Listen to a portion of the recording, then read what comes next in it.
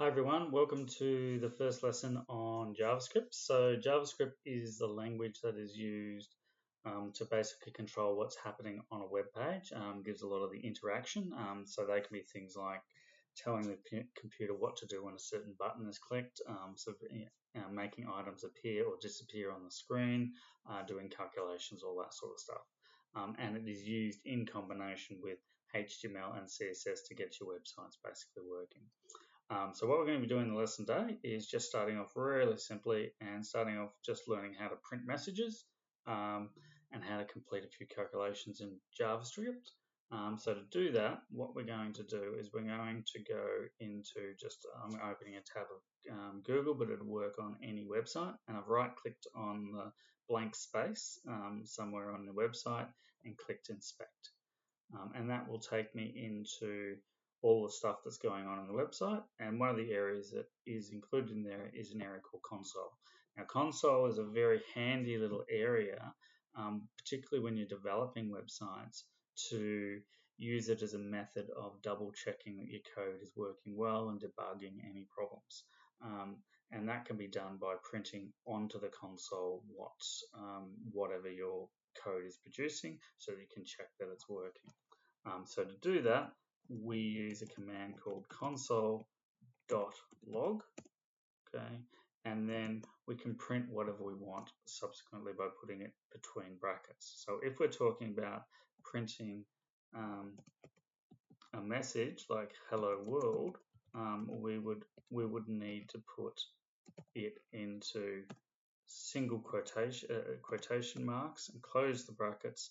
And what you'll see a lot in JavaScript is that they have a semicolon at the end of commands, and that basically just tells the computer that's the end of the command. Now there are some cases when you absolutely have to have it, and there are other cases where it's by default that it's not there, so it's a good practice to always put it in there. So if we click enter, you'll see that it just prints on the screen hello world. So that's the first thing it can do. And if we write console log with double quotation marks instead of single, that will also work. And you'll see now if I do it, close my brackets, and you'll see that it works. Whoops, what have I done? Oh, I put a single and then a double. So let's try again. So obviously a single and a double doesn't work, but two doubles will work. Okay, so that will be a double. Just say hello for this time.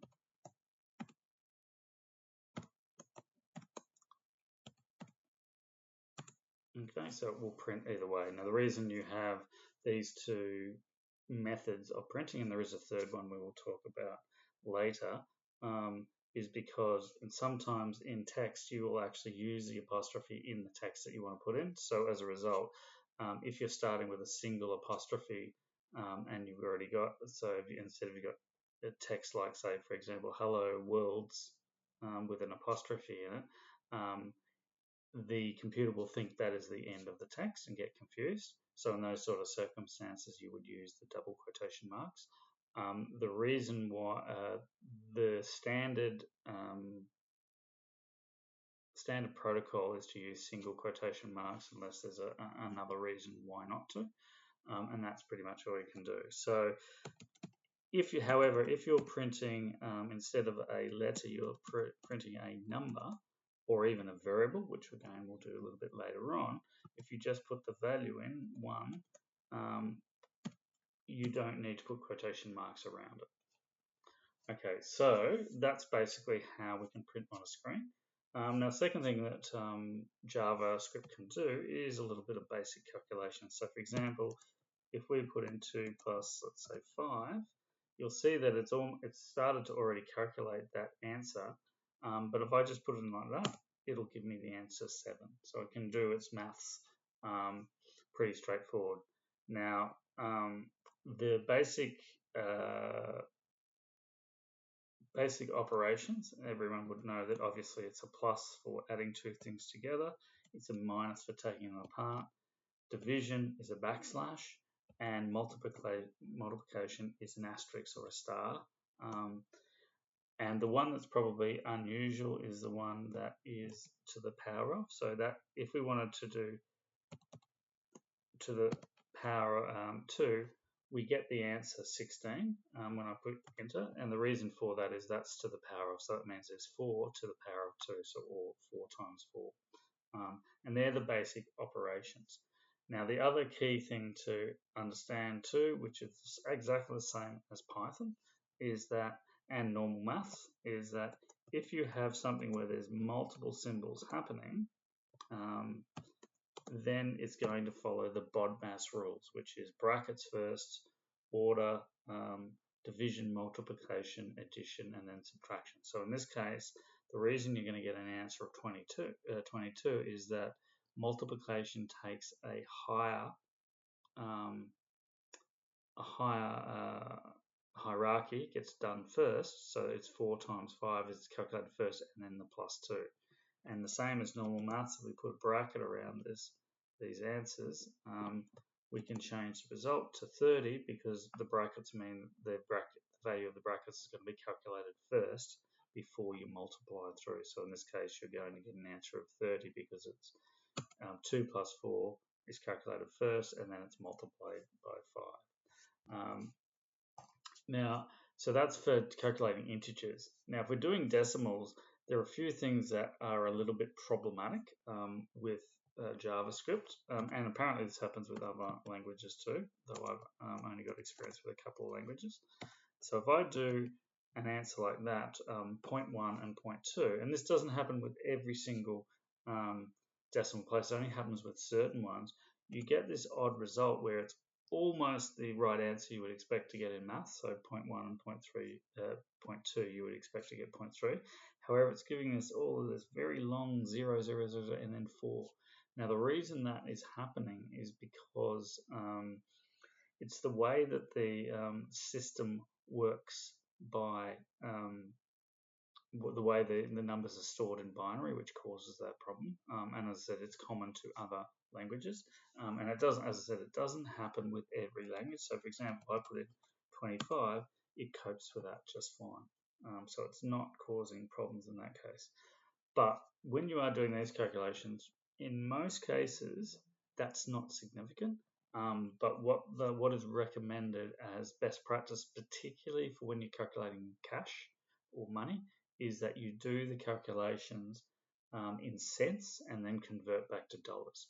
So, for example, if we have the example here that above where we had 0.1, and if that's in dollars, that would be 10 cents plus 0.2, 20 cents.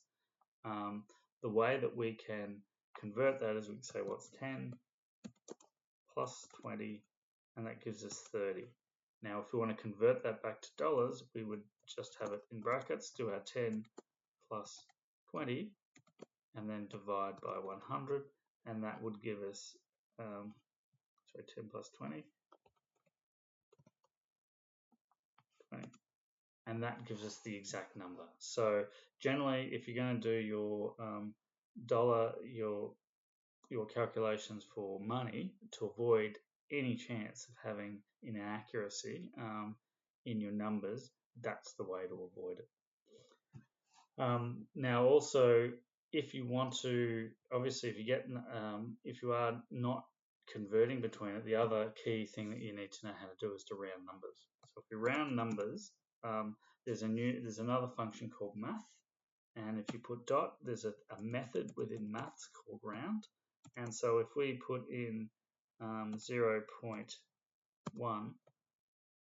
plus, actually we'll just say 2.95, for example, in there, it will round it to the nearest whole number.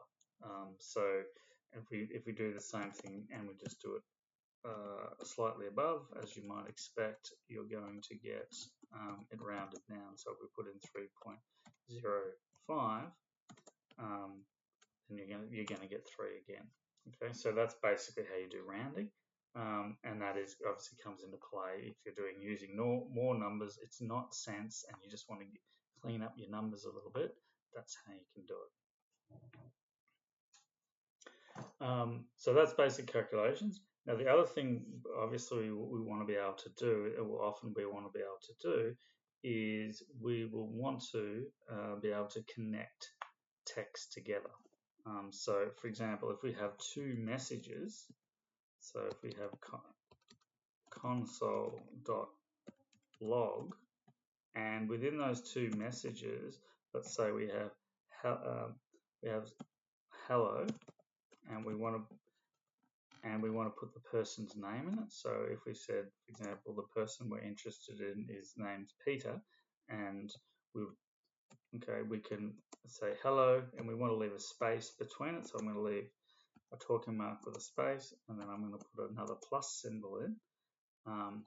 What happens is, and we'll put in hello Peter, not Peter, Peter. Okay, and close the semicolon. Okay, it puts those two numbers together, so two strings together. So that's basically how you concatenate or join text together. Now, if you do it with a combination of different types of strings, which you get errors in some languages. So if we have, for example, let's say we want to put the hello together, and we want to put in +5, and close our brackets. Have a look what it gives us. It gives us hello +5.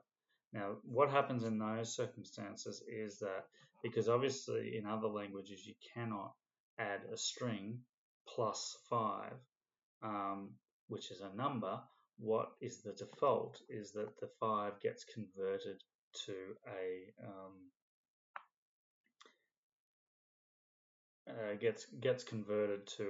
a string to combine the two together. Now you can actually work out the type, and I've got by the way, all of this sort of stuff is all on here with examples. There's a thing called type of command, which will give you information about what type of thing your value is. So if we go back to here, and we put in console.log, and then we put in type of, okay, and then I put in value, this will return the type of information that's been given. So in this case, I've been given a number, and if I was given a string, it would return the value of string as well. Okay, so that's how you can determine whether it's in a string or a number.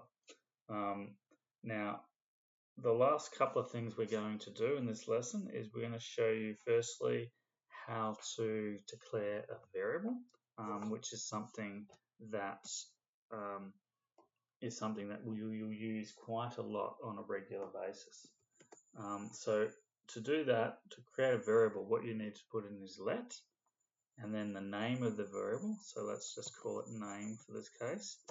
And if we put in the text Peter, and the variable can be a number as well, just that sets the value of the variable, and then you've got a variable that you can use which is called name. And if you were to put name into a log console, it would create it would return the value that is within that variable, which is Peter in this case. And this last thing that we're going to show you before we sign off and get you to do a little bit of exercise yourself is another way to actually show string. And the way to, and this has a few distinct advantages to it, that which is, instead of using a comma or a double talking marks, we can use an angled talking mark. Now the angled talking mark, where that's on your keyboard, is usually in the top left hand corner, just above below the escape key.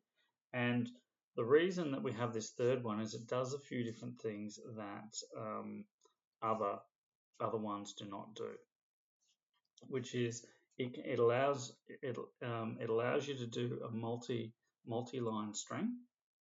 So if we did something like hello Peter again, and we put and we put that, whoops, close the talking marks, and we put that onto two different lines, the two words, it would come out as two different lines.